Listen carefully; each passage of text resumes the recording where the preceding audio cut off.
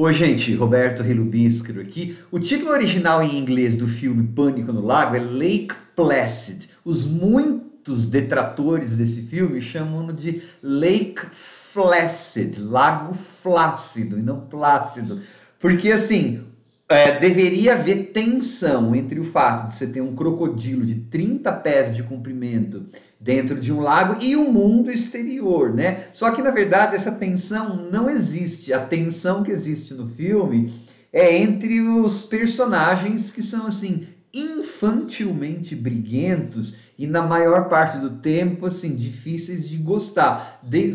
Assim, os protagonistas, todo mundo dá vontade de você falar, tomara que o crocodilo coma essa gente mesmo, né? Mas assim, o filme, eu não vou detonar, mas ele não é um bom filme. Só que eu gosto, é um filme que eu assisto, sei lá, cada 5 anos eu vejo para dar risada. Porque assim, nem o lago chama Placid no filme. É estabelecido isso no diálogo lá. Não, a gente ia chamar de Lake Placid, Lago Plácido, não sei o quê, mas esse nome já foi usado. Quer dizer, você tem o lago do título do filme, que é Lake Placid, não é Placid. Então, assim, não tem como eu dizer que o roteiro é bom. Só que o filme ele é divertido. E olha que eu não gosto de comédia de horror, tá? Mas esse aí, eu acabo dando risada não por causa das intenções de dar risada, eu dou risada porque assim, é um daqueles filmes que na minha categoria é tão ruim que acaba sendo bom, né? Acaba sendo divertido. Antes de continuar, eu gostaria de convidá-los a se inscreverem no canal Robertando, curtir os vídeos, compartilhá-los, agradeço bastante. Eu revi, porque está no catálogo da HBO Max, eu estava com saudade da Betty White, que é a coisa mais deliciosa que tem, né? Que é aquela velhinha. Na época, ela tinha 77 anos. A Betty White faleceu em 2021, no dia acho que 31 de dezembro de 2021, 2 semanas antes de completar 100 anos. E a Betty White, ela é uma instituição, um daqueles tesouros nacionais da televisão norte-americana, né? Ela tem, assim, no currículo shows clássicos, Mary Tyler Moore, as Golden Girls, ela é uma das super gatas. Depois, mais para frente, aquele Hot in Cleveland, que ela já tinha 90 anos, 90 e poucos. Então, assim, é uma dama, né, da televisão norte-americana, e o papel dela é o mais legal, e é boca suja e tal. Mas, assim, o filme, ele me dá muita gargalhada, e tem não só a Betty White, tem o Bill Pullman, que está fazendo o Bill Pullman. É o Bill Pullman fazendo o Bill Pullman nos anos 90, né? Ele dá uns olhares assim. O filme é dirigido pelo Steve Miner, que dirigira 2 filmes da franquia Sexta-feira 13, que eu amo, né? Eu sou meu xodó, que ele dirigiu 2, que eu amo, inclusive, aquele filme, e 3. Na verdade, eu gosto de Sexta-feira 13 até o 8, quase tudo, né? Daí, o cara que fez o Crocodilo, porque assim, tem uma parte que é CGI, que é meio podrinha, mas 1999. Se bem que tem o CGI em 2023, que é mais podre do que aquilo lá. Só que uma parte desse crocodilo aí é em animatronics, é um bonecão mesmo. E esse cara, o cara que fez, ele fez coisa pro Jurassic Park e tal. Diz a lenda que primeiro eles construíram lá o croquis ou o boneco e disseram para financiadores em potencial, olha aqui o crocodilo. Aí depois é que o roteiro foi escrito, depois que eles conseguiram o financiamento. Para o bem desse filme, ele tem 1h20 e poucos minutos, não chega nem a 1h30. Então, é assim, ele é um filme B, tá? Que se enxerga como filme B, não fica enchendo linguiça, mas mesmo com esse 1h20, os detratores falam que tem linguiça sendo enchida, né? Porque não acontece nada quase no filme. O número de mortos é muito pequeno para ser um crocodilo. Por isso que eu falo, eu não vou falar bem do filme. Tá, mas ele sabe que ele é um filme B e aí ele tempera tudo aquilo com um humor e com aquelas piscadas autocondescendentes ou auto-irônicas que estavam na moda, né, depois do filme Scream e tal. A história, o que eu vou dizer da história? É assim, para quem nunca viu, né?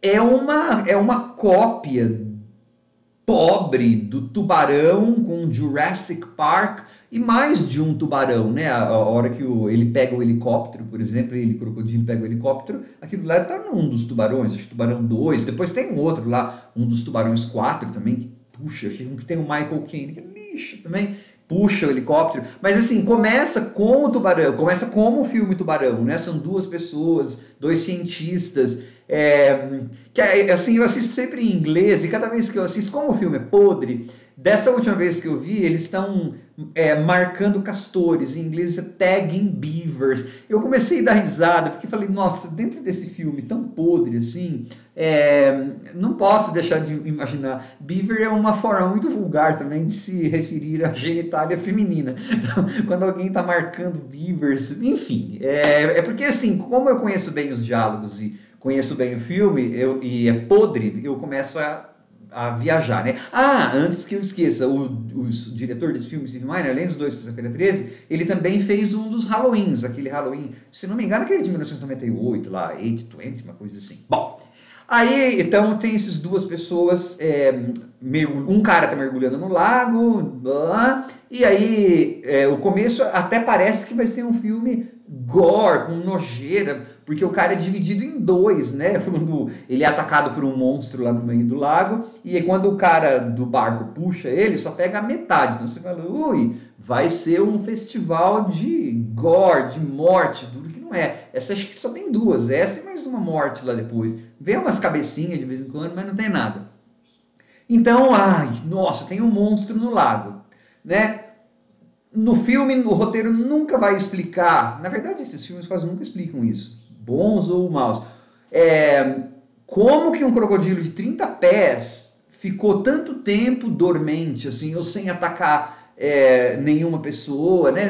De repente, assim, depois de anos é que ele vai começar a atacar. Tudo bem, a Betty White está dando comida para ele, mas você imagina que ela precisa dar muita comida para alimentar um bichão daquele para ele não atacasse outras pessoas. E claro, eles estabelecem no filme depois que aquele lugar, os adolescentes vão lá fazer festa. Tá vendo como o roteiro é podrinho, podrinho? Mas é muito divertido. Bom, quando é atacado, aí corta, então começam a chegar as pessoas que serão os nossos protagonistas. O Bill Pullman fazendo o papel de Bill Pullman. Isso é 99 esse filme, né? Acho que 2 anos antes. Eles salvaram o mundo com o seu discurso lá no Independence Day. Os atores são bons, eles estão ganhando uma grana. Então é um filme B com atores bons. Quer dizer, o Bill Pullman até que é bonzinho, mas o Brendan Gleeson, depois a gente conhece o xerife, que é a coisa mais deliciosa desse filme. A maioria de quem gosta do professor lá do Ricasso, que curte crocodilos, né? Eu gosto do Brendan Gleeson, que é um ator irlandês e tal. Porque ele, toda hora lá no começo, ele fala, não sei o que, sarcastic, I don't like sarcastic, não sei o que, sarcástico, tudo. E ele é muito engraçado, porque depois ele vive caindo nas armadilhas que o cara faz e tal. Mas, beleza, então tem o Brendan Gleeson, tem o nosso Bill Pullman, que dá umas olhadas assim para a câmera, porque afinal de contas ele era ainda galanzinho na época, e a gente dá uma ida para Nova York para ter a nossa heroína, que só vai gritar o filme todo. Ela é aquelas donzelas em perigo, só que ela é chata para burro, né? Ela é antipática para burro, que é a Bridget Fonda, que nos anos 90 fez certo sucesso como atriz, né? Graças ao vovô Henry Fonda, papai Peter Fonda, titia Jane Fonda, porque a Bridget Fonda sempre foi Fonda como atriz, né? Mas enfim, acho que hoje em dia o pessoal lembra dela, quem lembra ainda da Bridget Fonda lembra por causa de um filme Tarantino, se não me engano ela fez umas Tarantinices nos anos 90. Eu não sigo o Tarantino, né? Porque eu prefiro as coisas originais mesmo, de onde ele bebe. Mas enfim, a nossa heroína, que é uma paleontóloga de Nova York, e ela é jogada fora do museu, né? Porque ela estava tendo um caso com o chefe dela, e o chefe dela troca pela melhor amiga. Então, não, vai lá investigar isso aí. Acharam um dente lá no Maine, que é o estado, inclusive, que ficou muito famoso por causa do Stephen King, né? Os romances dele, tudo se passam no Maine. Tem bastante floresta. Então, aí começa assim... Ela é uma personagem, Kelly, né? Totalmente ingostável, desgostável, deplorável, porque aí o filme foi feito em 99, é um roteiro fraco, mas assim, para hoje em dia, ele aperta todos os botões que não deveria apertar com relação ao politicamente correto, né? Porque ela chega a falar assim que, não, eu não quero ir no Maine porque eu sou uma pessoa limpa, né? Eu cuido da minha higiene. Então é aquela coisa, cidade versus campo. E logo no começo, assim, o cara, quando está transportando ela para o Maine, né, o piloto, fala, ó, agora vai ter uma turbulência, mas eu vou fazer o melhor para não... Ela, poderia não falar comigo? Você quer uma forma melhor de apresentar uma personagem que seria a sua protagonista, né? O cara estava tentando ser legal com ela, e ela, mas ela estava lá, como chama, sequelada, estava traumatizada por causa do namorado e tal, mas não é uma forma de se apresentar uma heroína. E aí depois a gente vai ver que essa mulher, essa Bridget Fonda, essa personagem, ela não tem serventia nenhuma, a não sei, fica gritando e brigando com o Bill Pullman, mas é claro que vai surgir um romance ou uma tentativa de romance entre esses dois, aquilo lá não tem química nenhuma. Eu acreditaria mais se o Bill Pullman, sei lá, tivesse um romance com o xerife do que com ela. Não estou insinuando nada em relação ao Bill Pullman e ao Brendan Gleeson, tá? Eu estou dizendo que não há química entre aqueles dois atores, a Bridget Fonda e o Bill Pullman, né? Não sei se porque eles estavam em ponto... Porque a Bridget não é boa atriz e o Pullman estava em ponto morto, enfim. E aí eles vão lá para aquele lugar e começam um brigar com o outro, e aí eles ainda são juntados por um cientista excêntrico, Hector, que chega de helicóptero, e ele tem umas teorias de que os crocodilos são meio como deuses, e ele tem um monte de gadgets, né? E aí, claro, ele fala umas coisas, não, ela tem tetas bonitas, você tem tetas bonitas, eu transei com você, eu falo, meu Deus! Ainda hoje eu dou risada dessas coisas, né? E aí você fala, e cadê a tensão? Então, não tem tensão entre o mundo externo e o crocodilo. Demora um tempão depois para o crocodilo reaparecer, entendeu? Não tem... E assim, aí eles encontram a personagem da Betty White, que é uma senhorinha que vive lá. Aí o marido dela desaparecera, morrera, né? E ela fala, eu matei o meu marido. Tá, então tá bom. O roteiro não faz nada com isso. Sabe, tipo assim, não, o filme é sobre o crocodilo, né? Sendo que ela fala isso pro xerife da cidade. Por isso que não tem como achar esse filme bom, não o roteiro, assim. Não, ele é porcaria, só que ele é divertido por causa desses absurdos, dessas frases. Porque eles todos ficam brigando, né? Todos. A Betty White briga com todos eles, o Bill Pullman briga com a Bridget Fonda, aí o Hector briga com o xerife, e aí, claro, tem umas coisas... Isso tem alguma conotação homossexual? Aí o xerife fala... Só que depois, no final, eles viram meio que amiguinhos, tá? E aí você fala, mas e o crocodilo, Roberto? Você não vai falar do crocodilo? Não tem nada para falar do crocodilo, quase. Porque eles ficam levantando teorias. Parece que esse crocodilo poderia ser pré-histórico, mas não, ele é da Ásia.